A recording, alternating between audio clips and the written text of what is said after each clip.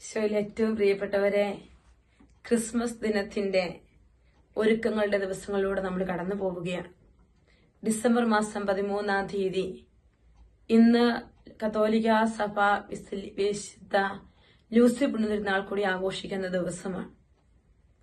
ജീവിതത്തിന്റെ സഹനങ്ങളിലെല്ലാം കർത്താവിന്റെ തിരുഹിതത്തിന് കീഴടങ്ങി ഈശോ മാത്രം ഒരു ഫോക്കസ് ആയിരുന്നു എല്ലാ വിശുദ്ധരുടെയും ജീവിതം നമ്മളെ കാണിച്ചു തരിക. കണ്ണുപോലും ചൂഴ്ന്നെടുത്ത് ദൈവത്തിന് കൊടുക്കുവാൻ തക്ക വിധത്തിൽ ദൈവത്തെ അഗാധമായി സ്നേഹിച്ച വിശുദ്ധ ലൂസി പുണ്യ തിരുനാളൊക്കെ സഭ ഇന്ന് ആഘോഷിക്കുമ്പോൾ, ഇന്ന് കർത്താവ് ഈ ക്രിസ്മസ് ദിനത്തിന്റെ ഒരുക്ക ദിനങ്ങളിൽ ചിന്തിക്കാനായി മനസ്സിലേക്ക് തരുന്ന ഒരു വചനം ഇതാണ്. യോഹന്നാന്റെ സുവിശേഷം 14-ാം അധ്യായം 1-ാമത്തെ വചനമാണ്.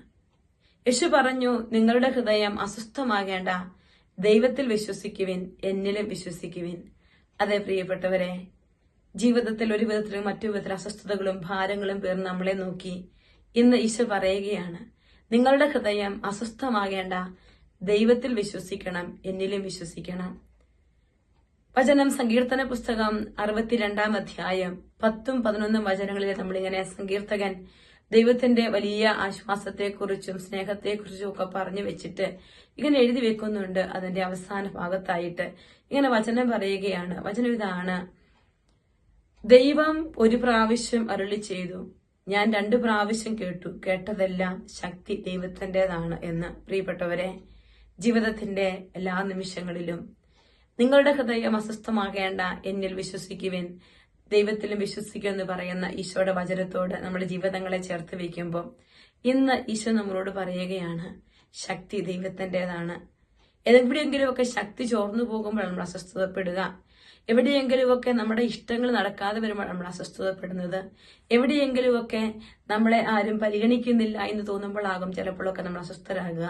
എന്തൊക്കെയോ നഷ്ടപ്പെടുമ്പോൾ, കിട്ടുമ്പോഴല്ല നഷ്ടപ്പെടുമ്പോൾ. അപ്പോൾ ഈ നഷ്ടങ്ങൾ നമ്മുടെ ജീവിതത്തിൽ എപ്പോഴും ഉണ്ടായിക്കൊണ്ടിരിക്കും. എന്നാൽ ഈ നഷ്ടങ്ങളിലേക്ക് എല്ലാം നേടിയെടുക്കാൻ കഴിയുന്നവന്റെ, സ്വർഗത്തിന്റെ വലിയ നേട്ടമായ മനുഷ്യാവതാരം ചെയ്ത ഈശോ ഇറങ്ങി വരുമ്പോൾ നമ്മുടെ നഷ്ടങ്ങളിലെ അസ്വസ്ഥതകൾ ഈശോ എടുത്തു മാറ്റും.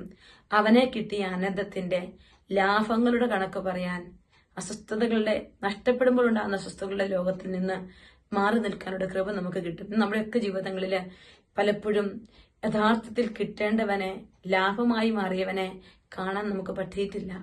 എന്റെയും നിന്റെയും ജീവിതത്തിന്റെ നഷ്ടങ്ങളിൽ ഇറങ്ങി വരുന്ന ആ കർത്താവിനെ കാണാനുള്ള കൃപ നമ്മൾ ഈശോയോട് ചോദിക്കുകയാണ്. ഈശോയെ, ജീവിതത്തിൽ അങ്ങാണ് ഏറ്റവും വലിയ നേട്ടമെന്നറിഞ്ഞപ്പോഴാണ് ശരീരത്തിന്റെ വേദനകൾക്കപ്പുറത്ത്, പീഡനങ്ങൾക്കപ്പുറത്ത്, എല്ലാ അസ്വസ്ഥതകൾക്കും നടുവിലേക്ക് നിന്നെ വിളിച്ചിറക്കിയപ്പോൾ ഓരോ അസ്വസ്ഥതകളും സന്തോഷമായി മാറി. ലൂസി പുണ്യവതിയെ പോലെയും ഈശോയെ, ഞങ്ങളുടെയൊക്കെ ജീവിതങ്ങളിലെ അസ്വസ്ഥതകളില് നീ ഇറങ്ങി വരുമ്പോൾ വലിയ സന്തോഷത്തിന്റെ കൃപ നിറയ്ക്കണമേ എന്ന് പ്രാർത്ഥിക്കുന്നു.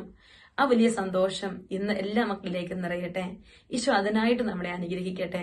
ഈശോ മിശിഹായിക്ക് സ്തുതിയായിരിക്കട്ടെ.